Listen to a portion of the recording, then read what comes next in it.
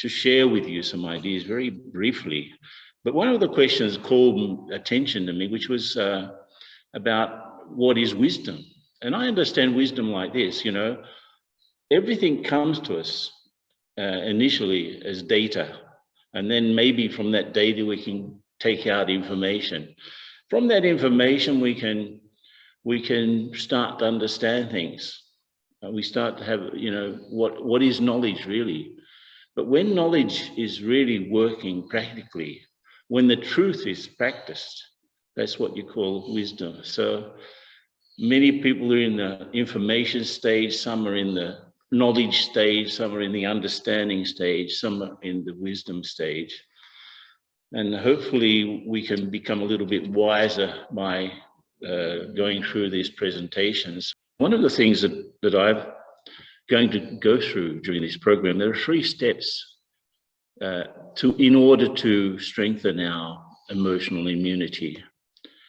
There's the first step, which is like understanding yourself and understanding what immunity is actually. And we will look at the whole question of positive self-talk. And then understanding situations, what's going on, and trying to understand a few of the laws that govern our life, and how to have a positive response to things that are going on. And then, of course, we'll look at exactly what sort of meditation we can do to practice to strengthen our immunity. And in doing that, we cannot connect up with the source, the one God who's remembered by all of the different traditions. And so there will be 3 parts to my talk. I will explain a little bit, then we'll stop to have an experience, meditation, and then we will explore some questions. So the talk as it stands will be divided into 3 sections. So let's go. First one, understanding yourself, understanding what immunity is. Now, as Shireen said, we're in a world where everything seems to be falling apart. I don't know how it is for you in other parts of the world or even in Malaysia, but I'm in Brazil, and Brazil has had over 600,000 deaths, according to the numbers from this COVID problem. And it's affected the economy tremendously, affected the society. Poverty has increased. People are actually starving, you could say, in some parts. And so it's been a tremendous shock for humanity, you could say. This tiny little virus, which is like 10,000 times smaller than a grain of salt, has put humanity against the wall, you could say. And we have to look at it. We have to look at the lessons that this brings us. We have to look at the changes that we need to have in order to make this sort of thing work. So the first step will always be understanding ourselves. So where am I with all of this going on, Am I protected in any way? Like, is my life strong enough? The way that I live my life strong enough to resist all of the different things that are around, like worries and stress and different obstacles that come up. So that you could be in the victim consciousness, complaining about things, anxiety, seeing the negative. Or if I'm under this protection, I would be developing my self-respect, my understanding, and my resilience. We're going to be looking at that. And of course, that ends up strengthening our emotional immunity. So where do they all fit together? There's nothing happens in a world where everything is connected, that one thing connects with another, connects with another, connects with another. So you have, obviously the immunity at the moment, a physical immunity, so as not to get the virus. Most people in Brazil know someone who has died, in a way, you could say. So physical immunity, we can boost that by a proper diet, less carbohydrates, more leafy greens, even vegetarian diet, which is probably the most responsive to help us with immunities. And we could, look at the whole thing of vaccines, which at the moment, even though it may not be 100% effective. It's probably the only weapon we have that's working. And I saw a report from the Center for Disease Control and Prevention from the US that they followed 600,000 cases from April to June, and they found that the difference between those vaccinated and not vaccinated, if you're not vaccinated, you will have 11 times more chance of dying and 10 times more chances of being hospitalized. So it is a weapon that's helping some people. There's a level of immunity, you say, which is mental. Look at, we have so many useless thoughts. Useless thinking is using up our brain, you could say, definitely, because even though the brain weighs 1.4 kilos, more or less, it's responsible for 30% of the energy consumption of our body. So the brain uses a lot of, so if we think too much, we get tired quicker. And of course, that brings down our immunity at a mental level. Now, then we go to the emotional one. Before that, we have to look at the quality of our thinking. We have to look at the understanding. How much do I understand about myself and the world that I live in? So that I don't get caught up in the roller coaster, the emotional roller coaster, the ups and downs you can see here in the picture, this emotional roller coaster. And of course, some of the weapons we can use there, and we're going to look at them further. We develop our resilience, we develop acceptance, we understand on one side and control our thinking, and on the other side we start to, yeah, that's how it is, that's what I've bought into, let me accept it. And the spiritual immunity, which is probably the most important, that I can create an inner state that's not affected, it's not contaminated, it's not polluted by the things that are going on around me. And of course that requires a lot of power, not just understanding, but real spiritual power that I can get from a connection with the source, the one that we call God. So all of these different immunities are obviously connected. The physical affects the mental, which affects they both affect the emotional, they affect the spiritual affects everything else. So they're all absolutely interconnected. And there are basically two narratives. One narrative is about me and my life, my story, my this, I am this, I'm so-and-so, right? My roles, and I was born in such and such a family, I'm in such and such a nationality or religion, and all of the things that are connected with attachment, that I'm attached to, my this, my that, my job, my position, my family. Of course, we have to have responsibility, but these two types of consciousness, the ego and the attachment, the I, and the my, they absolutely reduce us. And it's paradoxical, because as I become more reduced, it seems like I'd be more protected, right? I'm trying to pull myself like, a hedgehog pulls in its head, or a turtle pulls in its head. And I think that I'm actually more protected, but actually I've become exposed. And on the other side, if I become, and of course worries come, but if I start to open up, I start to elevate my consciousness, I start to understand, okay, what's my spiritual role in this world? What do I have to do here? I'm not just here to eat, drink, sleep, and create families and work. Do I have something greater in my perspective? And my biggest story before this birth, after this birth, what is my eternal story? So I start to reflect on these things. And it's funny, as I said before, if I become limited, I actually open myself up to all sorts of illness.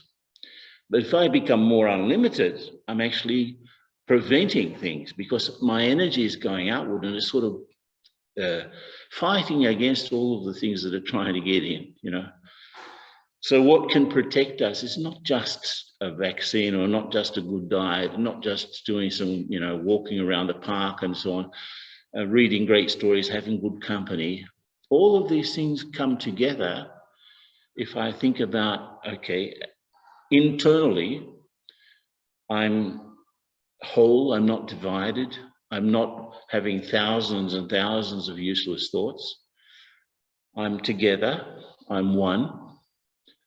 And by doing that, actually, I'm generating a greater immunity. And in a way, it's like this, we have two sides to the brain. The left side is like the logical and analytical part of the brain, which you could say is like a serial processor, one thing after the other, it's like in a line. And the right side of the brain is a parallel process, which lots of things happening at the same time, which is like the colors and the information coming in and unanalyzed information coming in. And we know that I need this logical and analytical part to deal with things and events. And you can say people who can do that have a good IQ. They can put things together logically and they can add up very quickly things.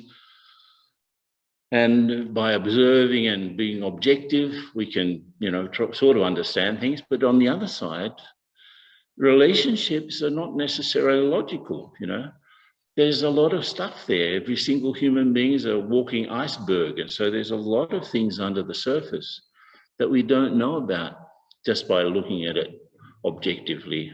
And so we need to develop our emotional intelligence, you could say. But to synchronize between the rational and the emotional, both sides of the brain actually, and studies do show that meditation helps us to balance both sides of the brain. I have to, at the same time that I'm dealing with things and events and dealing with others, I have to deal with myself. And that's where spiritual intelligence comes in. So it's not just about observing, it's not just about organizing my feelings. I have to know what I have to be. Who am I, in other words? That's the basic questions of our basic question of our existence. Who am I? And that ends up synchronizing both sides of the brain. So let's have a short experience here. And I'd like you just to sit comfortably.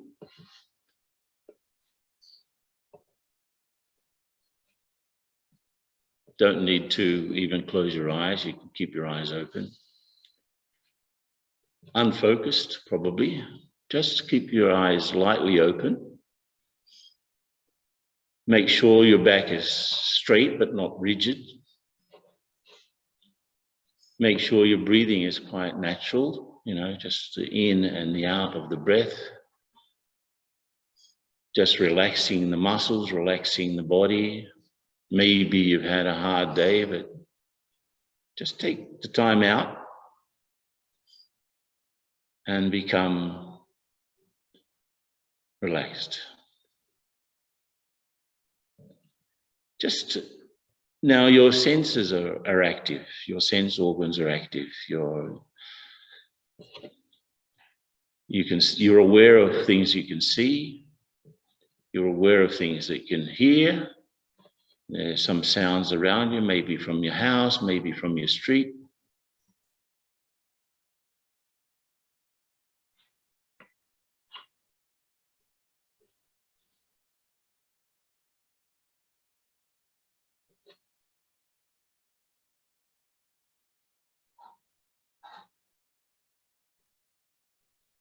Just inspect things happening around you. Just make sure your eyes are working and you can hear things and you can obviously feel the temperature.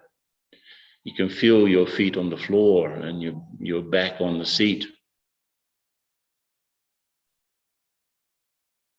You can feel things, you can see things, you can hear things. So just by observing everything, just by inspecting your senses, you could say, and making sure that they're working, you start to relax because you have become more concentrated. There are 360 degrees of things happening around you, not just physically, the things that you can see, hear, and touch and feel, but there are 360 degrees of things happening around you outside of where you are. So on the street, in the city, in the world, there are also all of your relationships and all of the objects that make up your life. You know, your family, your colleagues, your work, this network of things and people around you. All of those things are in their place and doing what they have to do, but you've taken some time out to observe and to put yourself in the center of everything. Now, sitting there, okay, just have this thought: who am I really behind everything that's going on? I'm at the center of my life. And by the fact that I've become more peaceful and more stable,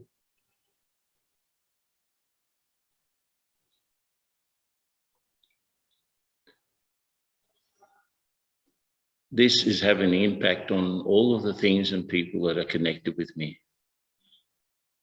So I'm in the middle. My rational part is working. I'm able to understand things quickly. Also, my feelings are stable. I'm emotionally stable. I'm not wanting anything at the moment. I don't feel that anything is missing at the moment. I'm fully in the present. Whatever's past is past. Whatever's to come, I don't know exactly what it is. So I'm also in the center between the past and the future. So just enjoy observing and being. I am the one, I am the spiritual being,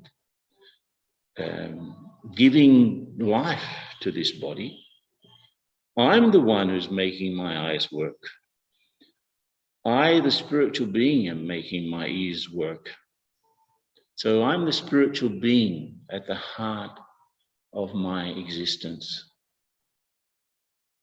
So just enjoy staying there for a few moments. And, you know, this whole thing of emotional immunity, I can start to feel that, yes, I've become a little bit stronger just by doing that 5 minutes. That's all I needed, 5 minutes. And I became a little bit stronger.